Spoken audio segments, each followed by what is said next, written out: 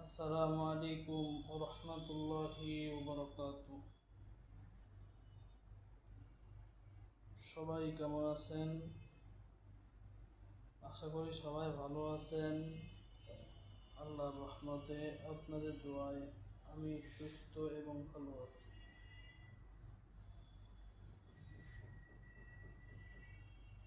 আলহামদুলিল্লাহ, মহান রব্বুল আলামিনের কাছে লাখো কোটি শুকরিয়া যে মহান রব্বুল আলামিন আমাদেরকে সুস্থ রাখছেন।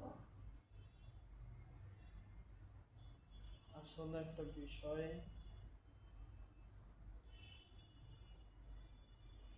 আমাদের মুসলমানদের ঈমানের পরীক্ষা হয় মাঝে মধ্যে। এই জন্যে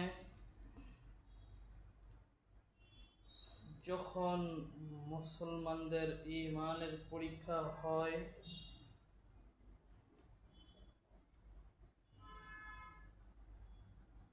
তখন আমাদের মুসলমানদেরকে সব সময় প্রস্তুত থাকা লাগবে। উলামায়ে ইকরাম যখন ইনশাআল্লাহ ডাক দিবে, আমরা ইনশাআল্লাহ উলামায়ে ইকরামের ডাকে হাজির হব ইনশাআল্লাহ। কিছুদিন আগে এক কুলাঙ্গার আমাদের কোরআন নিয়ে সে লাথি মারছে, পাড়াইছে। আমাদের মুসলমানদের কোনো চিন্তাই নাই, কোনো ভাবনাই নাই। এজন্যে আমি সবাইকে উদাত্ত আহ্বান জানাই, সবাই সজাগ দৃষ্টি রাখব। ইনশাআল্লাহ উলামায়ে ইকরাম যখন ডাক দিবেন, আমাদের মুরব্বীরা যখন আমাদের ডাক দিবেন, মা বাপকে ইনশাআল্লাহ পর করে দিয়ে ইনশাআল্লাহ ময়দানে ঝাঁপিয়ে পড়ব ইনশাআল্লাহ।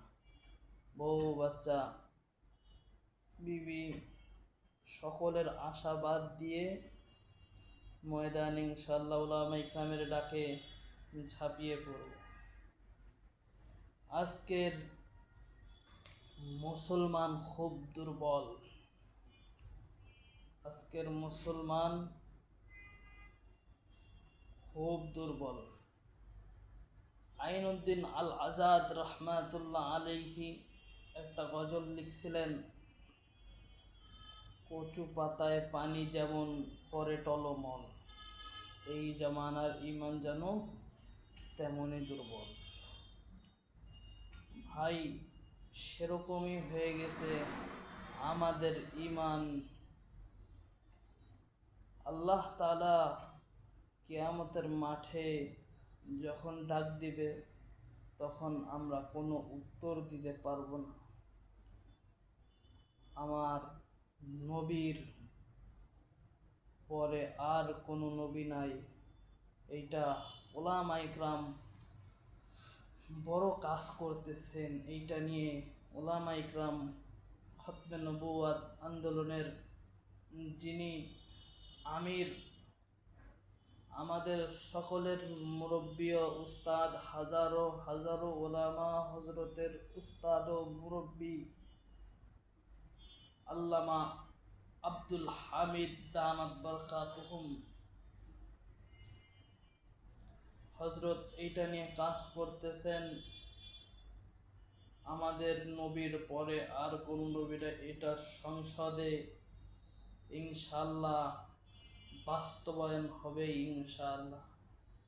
তাই জন্যে উদাত্ত আহ্বান সবার কাছে, খুব সতর্ক, খুব চোখ কান্না খোলা রাখতে হবে। নবীর কোনো আমাদের নবী যে শেষ নবী, আখেরি নবী হজরত মুহাম্মদুর রাসূলুল্লাহ সাল্লাল্লাহু আলাইহি ওয়াসাল্লাম, যেই কুলাঙ্গার, যেই নাস্তিক, যেই মুরতাদরা বলতেছেন আমাদের নবীর পরে আরো নবী আছে, তারা কাফের হয়ে গেছে। এই জন্যে আমাদের বড়রা, আমাদের মুরব্বীরা যখনই ইনশাআল্লাহ ডাক দিবে, মাঠে ময়দানে উপস্থিত হব ইনশাআল্লাহ। আমি আমার এই কথা বলে আজকের এই ভিডিও শেষ করছি। আসসালামু আলাইকুম ওয়া রাহমাতুল্লাহি ওয়া বারাকাতুহু।